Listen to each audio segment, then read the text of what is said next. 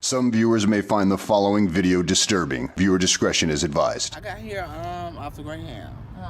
Yeah, got here from the Greyhound, and I was introduced to this shelter through someone. That's how I found out about it. The 1930s were at the heart of the Great Depression. On October 29th, 1929, the U.S. stock market crashed. The day became known as Black Tuesday. As unemployment rose, people were forced out of their homes. Hundreds of thousands of people lived in shantytowns called Hoovervilles, named after President Hoover. Half of all children in the U.S. did not have enough food, shelter, or medical care. Unemployment rose to 25% by 1933. So many people stood in lines for food that a monument was created in Washington, D.C. to commemorate the suffering. But in the 1930s, there was no unemployment, insurance, and Social Security. There was also no insurance on bank deposits. So when 11,000 out of the 25,000 U.S. banks failed by 1933, people lost what little money they had with no way to get back. Farmers were some of the hardest hit. Drought made conditions even worse. The 1930s were also home to racial tension and segregation. The Jim Crow laws, separate but equal, were at their peak.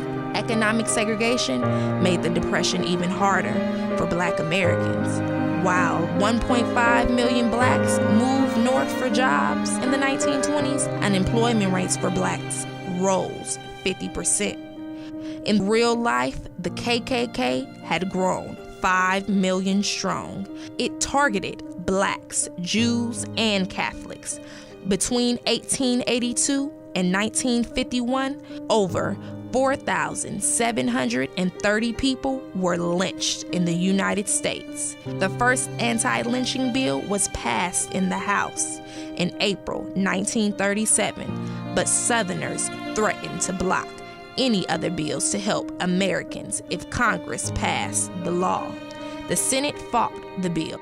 Some things the government did to help people, the poor and unemployed, included establishing the Federal Deposit Insurance Corporation in 1933, ensuring bank deposits up to $5,000. Social Security was developed in 1935, establishing old age pension and support for dependent children.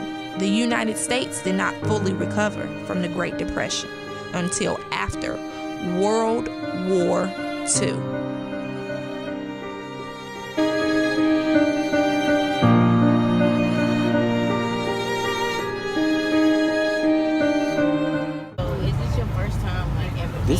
This is my first time ever being homeless or anything about this situation. I think if my family knew about this, I would be embarrassed. But I'm just trying to work out my situation on my own. But I'm like homeless.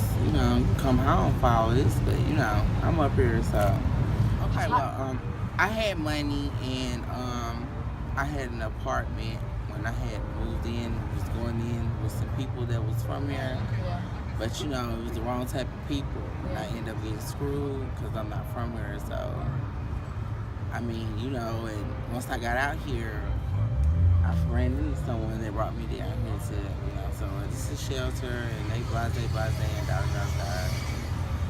I checked it out, and I kind of ended up getting. It's really your mindset. Like if you come down here to bullshit or play games, this is the result. But if you're trying to get somewhere in life and put your hard work and efforts in, you can get, the world is yours. A lot of men just sit around and do nothing or not even thinking about their lives. They just give it up. So, that's pretty much what it is. All in Silas, bound in jail, had no money for to go to bed. Keep your eyes on the prize. Hold on thought they were lost. Dungeon shook and the chains come on. Keep your eyes on the prize. Hold on.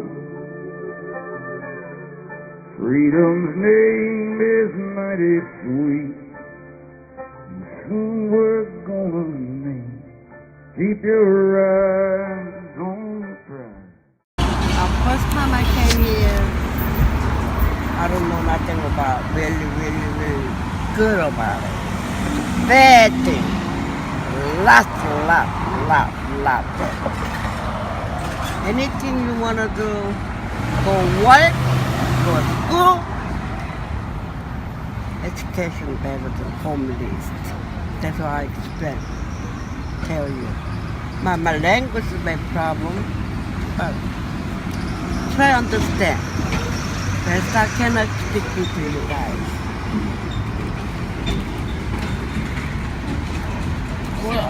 It's only been a month since Yeah, this is a taking month place? and a half. A month and a half. Yeah. Month and a half. So before the month and a half, you had your own place and everything. Were you living with relatives? Oh, Were you with relatives? Nobody. Just by yourself. Yeah. By yourself. Do you have any children?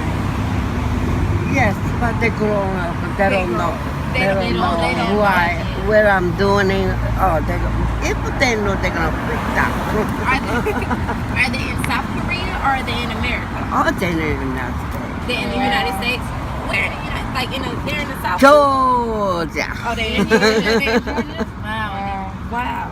Yeah. You don't want to tell them or go stay? With Oh them? no. They have own life. But I They don't want. own, You think if you told them, they would want you to come with them? I don't want to. You don't want to. You want to be independent on Right. your own. Yeah. You have grandchildren? So far, I don't know. You don't know. So when's the last time you talked to them? Your children? You never you try to reach out to them? Not really. Not really? You don't want to? Is it, forgive me for asking, you feel kind of ashamed? Or, Yes. you feel ashamed? Yes.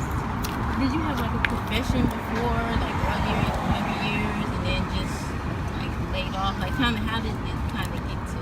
No, I'm very beautiful housewife. Housewife? Housewife. Oh, housewife. Oh, where's your husband? He's in Maryland. Oh, Maryland. Oh, he moved to Maryland? Oh. Yeah. Divorce or still together?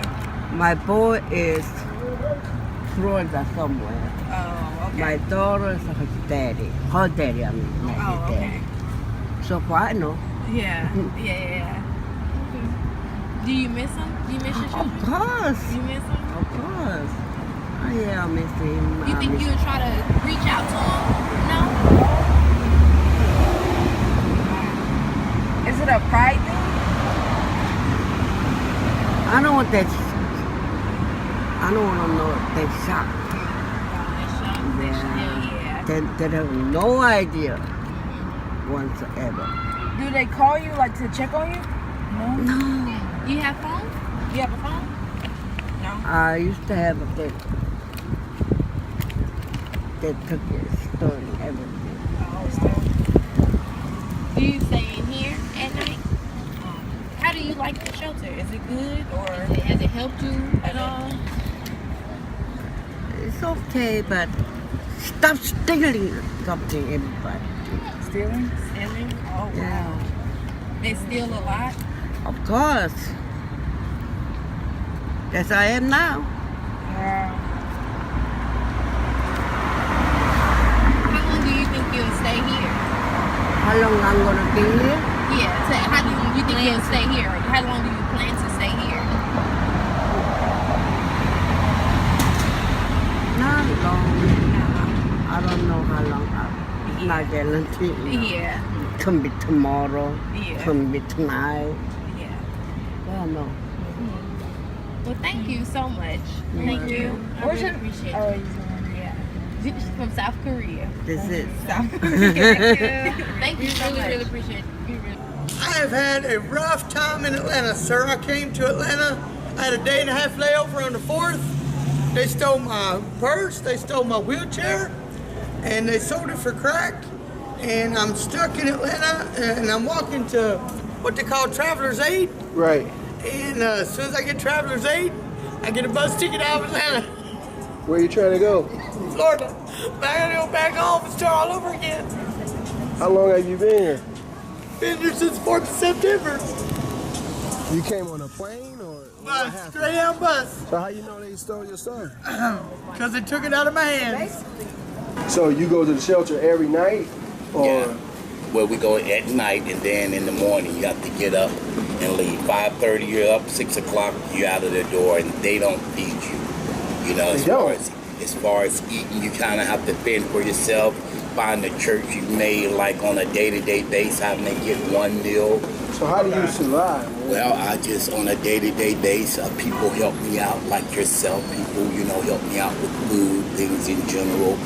They have a place called Gateway that kind of assists you with certain things. With most things, like trying to find affordable housing and stuff like that, you don't have an income, then, you know, it's not a whole lot they can do. You know, even if you make $100 a week, hypothetically, they would say, okay, well, we can take 50 of that and we can give you this place where you can stay, sleep, you know, don't have to get up in the morning. If it's pouring down raining, oh well, you know, you got to leave out of the door, so. You got a bad crack epidemic in Atlanta, but it's all right. Crack's all right if you buy your own. You don't steal from people to get it. You buy your own, rock it up, whatever your drug choice is, not my problem. So you're just trying to get back to Florida? And I'm a veteran, and I gotta go home. And my son's got my debit card, my new one, waiting on me. Okay. With some good old country food, some fried green tomatoes and shit. Okay. People that would help me out maybe on a day-to-day basis, I would say 4 or 5. On a good day, 6. You know, 6 what? 6 people may say, hey man, now here's $1, or somebody you know, may say, well, here's $2 on a day-to-day basis. And then like some days, $20 in a day? No. Really? Nowhere near nowhere near $20. $7, $8. A good day, $12. So what is it that you need? Me? Yes. A wheelchair? Because I'm crippled up, but I've crawled across Atlanta. Seriously? Seriously, on my knees, and I'm a veteran. Wow. Which war were you in? The one we won in '94. The one we won? Yeah, Desert Storm. Okay. He knew. Okay. Well, you want me to tell you what? Be totally honest with you. On a day-to-day basis, there may be more white people that help me out than black. And this is on a day-to-day basis. I'm serious. Yeah, you know, I think a lot of times black have a tendency to say, oh, well, you know, not knowing what your situation is. Hey, get up, man. But on a day-to-day basis, 85% of the people that help me are white people. Wow. Yeah. And what about other nationalities, like Asian? Every now and then, maybe, you know, I don't make it a habit of really asking Mexicans, you know, for money, because half the time you don't know if they speak your language or what, so I just kind of... What about Asian? Now, I've had maybe one Asian Korean. I think one Korean chick helped me out. I think she may have been a student because she had on the Georgia State here. But yeah, mostly on the day-to-day, 85-90% people that help me are white people. And all I did was walk across the street from the Greyhound bus station. It's not an epidemic there as bad as it was, because I have turned the cops on to the places where they hide out and shit. Right. And I tell them, you know, if a whore can't turn the trick, why live in Atlanta? This is your problem, not mine. Your job is to clean it up. And I told a black officer, because I'm more fond of black, it's my favorite color. Got it tattooed on my shoulder. I'm affiliated with the Black Panthers. I'm not afraid to say it, and I know some KKK brothers too. Don't mean I hang out with them. You're affiliated with the Black Panthers? And the KKK, because I can live anywhere. I'm American. So you're not dealing with any addiction issues, nothing like that? Absolutely. So I give you money, it's going for food? Absolutely, sir. Yeah. It's not going to go for something else? nothing I mean, else. you can do what you want if you're a grown man. Yeah, exactly. But I'm just saying. No addiction problems. The only problem I got is my right ankle, that physically. So would you like me to get you some food and just give it to you, or you rather I give you the cash? You can give me the cash, that'll work for me. That way I can get what I need, and then if it's, I can maybe keep a couple of dollars in my pocket also. Get up tomorrow. I normally don't get a good breakfast. It's normally like lunch and then dinner. Because I only got so much money. I can help you better if I just get you some food. It'll help me better if you give me the money. That way I can get my own food, and then if I don't have that much cash. You don't have a debit card, so I mean, you can't swipe my card. Okay, I get it. Oh, so you don't have the money? Okay. No, I'm saying I can help you with some food with my card. That's fine. You feel what I'm saying? Yeah, let's just do that next. I don't like this food right here, but I like that food over there. Okay. I love everybody. That's the only way to be. If you don't love everybody and you don't love God, country first, I don't want to know you. Right. You're homeless, you're homeless. You're hungry, you're hungry. Right.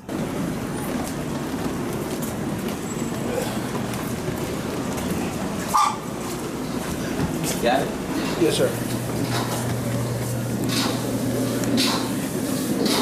Hey, I'm gonna get half noodle and half fried rice.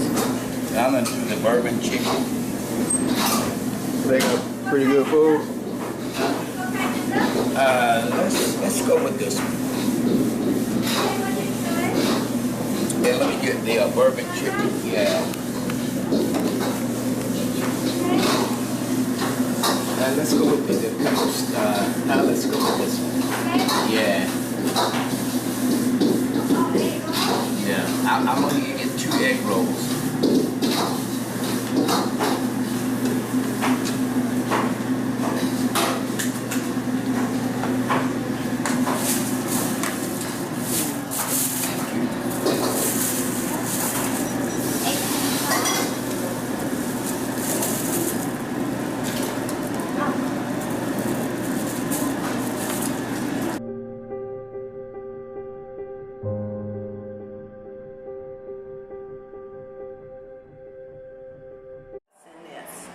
Come see. That's all I say to anybody ever. Come and see. Come feel it. Feel the energy.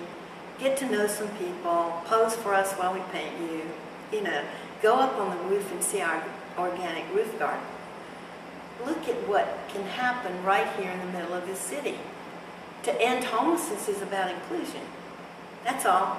Include people who have been excluded in your planning, in your process, in your neighborhoods, because that's where they came from. It's a good day. I didn't eat my Wheaties either. It's a good day. It's an awesome day. You want to talk about the Olympics a little bit? You do. started to talk about it. I think is a good segue is the cleansing, right? Yes. When the Olympic bid was announced, the whole bid process was private in Atlanta. It was privatized. It was Billy and his friends of Billy, FOB. The Olympic planners were a little cadre of powerful, they became powerful, but they were intimate friends of this person who had the Olympics as a gleam in his eye. But so did the developers. I mean, the developers wanted access to the city, and now they own it. They own it. They own the council. They own the mayor. Whoever wants to develop what they want to develop, create a beltline. Gee, what a good idea. So we can create more villages out there that are for people we designate, because only those people can afford this housing. So let's just keep doing projects. Let's move the Brave Stadium now to Cobb County so we can cleanse Grant Park and the periphery of Grant Park. And I'm blanking on the name, and I live there. Summerhill, historic Summerhill is being gentrified fast. All of that property is being gentrified. And so we can do that if we say the right things. If St. Luke's posts on its gate, Black Lives Matter, that excuses them for what they think about this place and what they say about this place? Not on your life. Can you just talk about what are some other causes of homelessness? Well, addiction is not the primary cause because most people who are addicted are up there and there and there. And so, it's not primary. But if you couple it with poverty and living on the edge and being excluded from your resources or using them up, then it becomes a cause. But it isn't the primary cause. The primary cause of homelessness is the cost of housing and the level of wages that we as a culture and a society think are livable, and they are not even close. So the cost of housing and the wages people earn don't meet. And as that gap separates dramatically in the last decade, and it keeps separating, and as the supposed safety net is not even full of holes, is gone, with welfare reform under Clinton, that eviscerated the supports for women with children.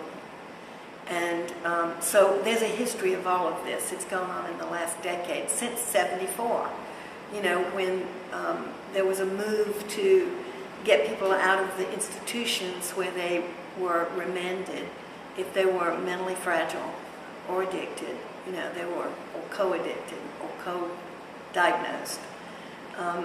All of those things that have gone on since the mid to late 70s have produced, not magically, but predictably, homelessness as we know it now. And it's gotten worse incrementally as those supports have been taken away, removed. Public housing is no more in Atlanta, with the exception of some high-rises. But you take away the mandated right to have housing, which we had in this country in 1949. And we had public housing that people were entitled to because veterans were coming back from the war and they were mostly Caucasian. And so public housing was developed for those folks and their housing families and stuff. So as we began to discriminate more in terms of income support and housing as a right, because, we were discriminating racially, and the demographics of public housing changed, and people were moved into cities as the white folks flew to the suburbs. All of that changed the demographics. Now they've waked up and decided, oops, we are 51% African American in Atlanta. What can we do to change that? So we're building the city up with no restraint whatsoever for the suburban folk to come back in flocks and to say what they say in this neighborhood in meetings in front of our folks who live here too. We didn't pay all this money to have to face this. But you moved here. Yeah, but you came here. We've been here before all the time. And you moved in and expected to bring the sidewalks in the suburbs in here and cleanse the city. Cleanse the city? How can you call it cleansing? It's not cleansing. It's discrimination. It's prejudice. It's racism. It is racial cleansing, but I don't like that term because it doesn't make it clean. It makes it dirty and wrong and evil. So you can displace people because of the color of their skin or their ethnicity or their diagnosis. And what you've done is purge the people you need for your salvation. You just said a mouthful right there. I never saw that before. That's a good one. It is. You do. You do. We need each other to earn our salvation. But God, it's not earning, it's enjoying. That's the thing. We don't get it, that this is more fun than Buckhead's no fun. Dunwoody is extra no fun. I'm safer here than I am in Dunwoody. How do you feel right now? Like frustrated? Frustrated. What do you think is, what makes you frustrated? It makes me frustrated right now just thinking about it. And like, why am I here? I shouldn't have to be here. I shouldn't be here. I don't know. It's not for me. Do you think it's for anybody? No. Well, some people, yeah. Some people actually they like what they do. Like, they panhandle all day and have more money than people who work. They just don't want to pay no bills. And I've actually heard them come out their mouth like, You know what I'm saying? Get an apartment for what? And I come here and sleep at night for free and eat for free. And it's just like, for real, you comfortable with somebody telling you, you know what I'm saying, when you get up, when you go to bed, when you come here, when they feed you, all this other stuff, you comfortable with that? That's like being in jail to me. I ain't never been to jail and I don't want to go, but that's like being in jail.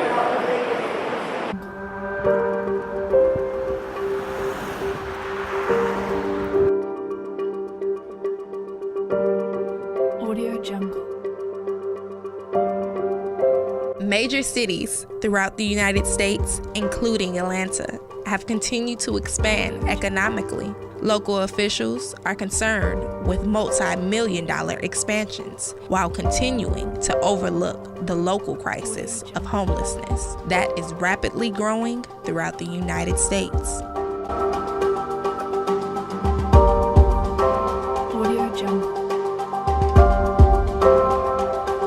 The world continues to operate under two dimensions, oppression and business.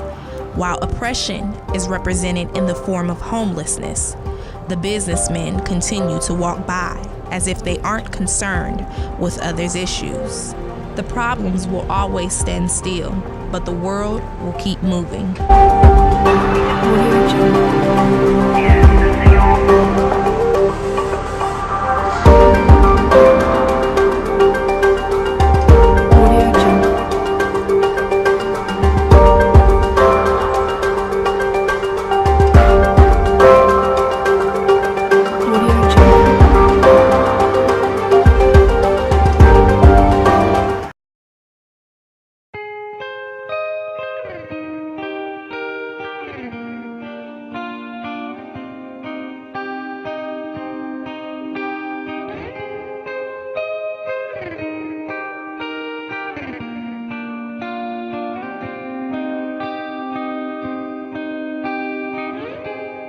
Coming up only to hold you under, and coming up only to show you wrong, and to